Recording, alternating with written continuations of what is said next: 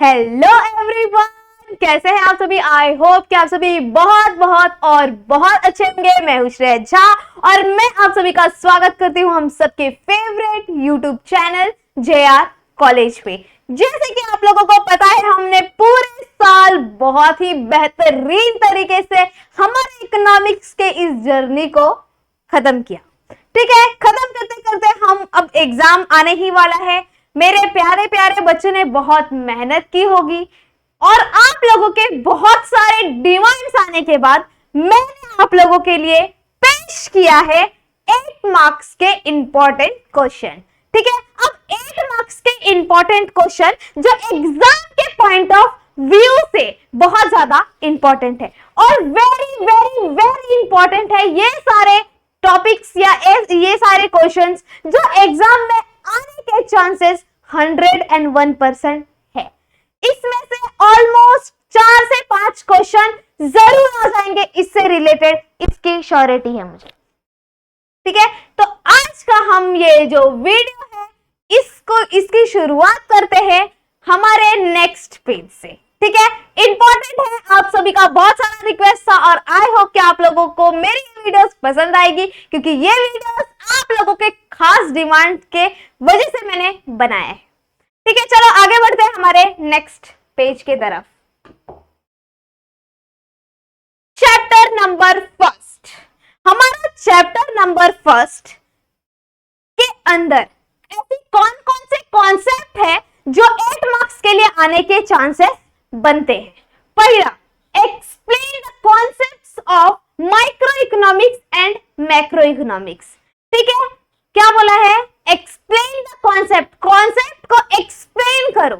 किसके? Micro economics को और मैक्रो इकोनॉमिक्स के, और उनके फीचर्स को भी एक्सप्लेन करो। अब ये हमें क्वेश्चन ऐसा लग रहा है कि इसमें से एक तो आएगा ही आएगा। क्या है? अगर हमने 2 पढ़ा है तो एक तो आना ही आना है, श्योरिटी आना है। ठीक है, उसके बाद क्या? ये इसमें से हमने 2 क्वेश्चन बहुत ही अच्छे से, बहुत ही डिटेल में पढ़ना है। उसके बाद chapter number 2, explain the law of DMU with exception. मतलब लॉ ऑफ DMU पढ़ा है ना सबने?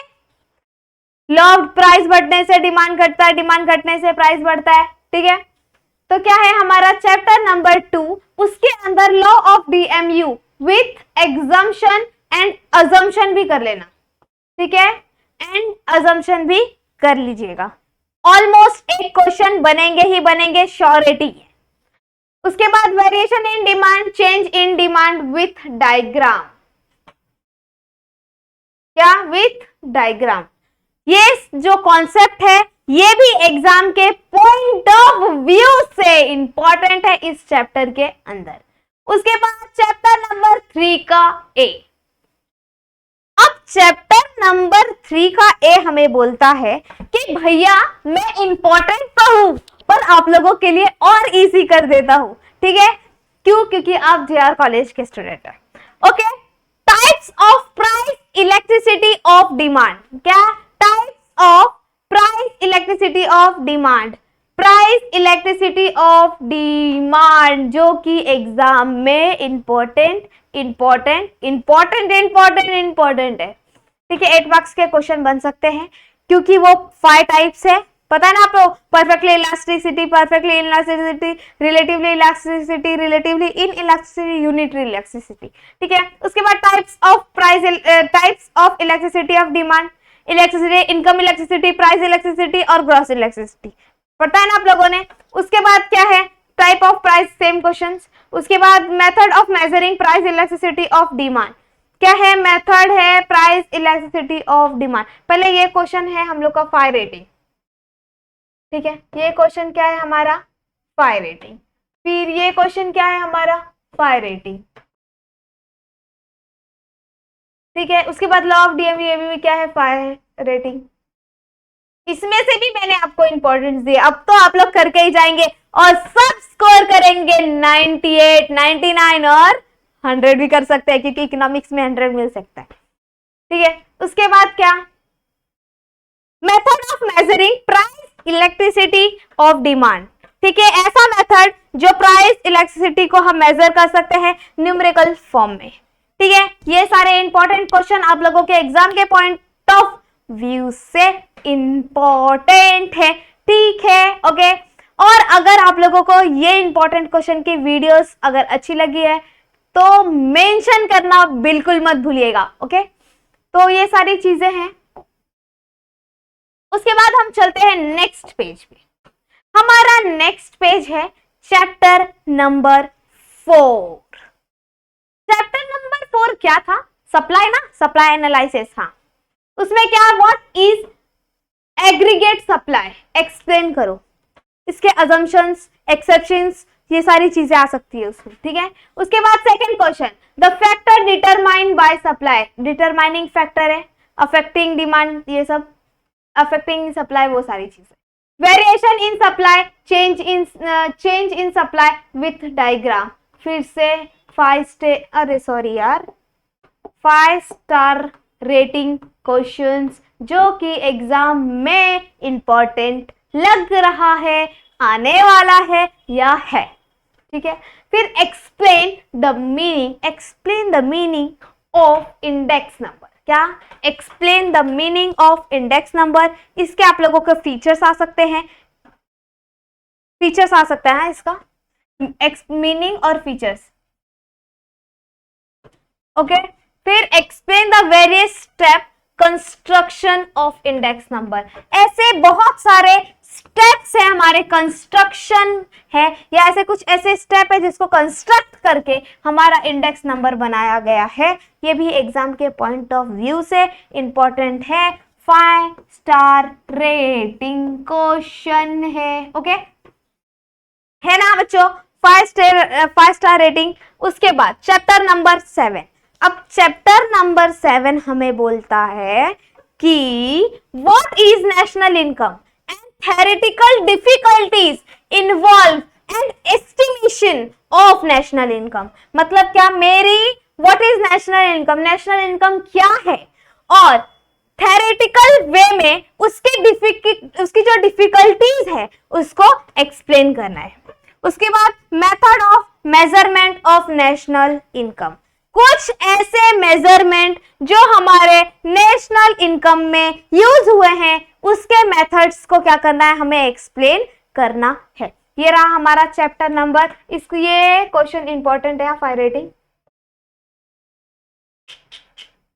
ये भी ओके। तो ये सारे हमारे 7 चैप्टर्स थे और हम और 2 चैप्टर बचे हैं, उसको भी कवर करेंगे।